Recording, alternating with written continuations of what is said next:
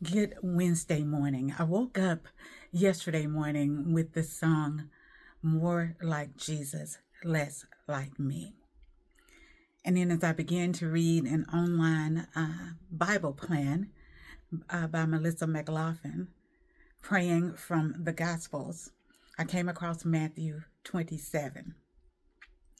And in Matthew 27, starting at verse 28, the soldiers stripped Jesus. How would you like to be stripped out of your clothing?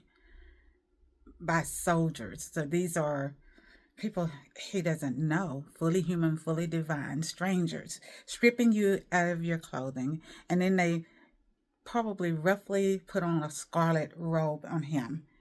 And then they plaited a crown of thorns. Imagine the thorniest rose bush, and you click off a piece and somebody wound it up and plunged it on your head. And then they beat him repeatedly on the head, spit on him, and mocked him. Hail, Jesus, King of the Jews. Hail, King of the Jews.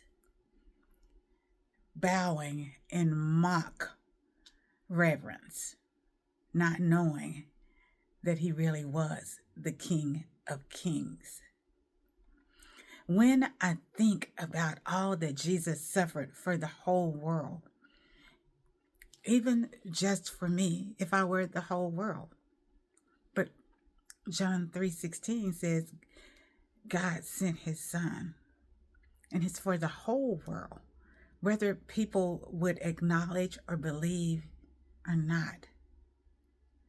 It reminds me of Philippians 4:13, where Paul says, hey, I've learned to do with a little, I've learned to do with a lot, because I know I'm not dependent on the substance, I'm depending on the substance giver. I'm learning to be more humble, more gracious, and more grateful as I study the word. There are times when I open my mouth and I haven't asked the Lord to guard it, that I have to go back and say, hey, I apologize. I'm sorry. Humility and meekness is definitely not weakness. It takes a strong person to admit that we're wrong and to amend it, because we want to live more like Jesus and less like self.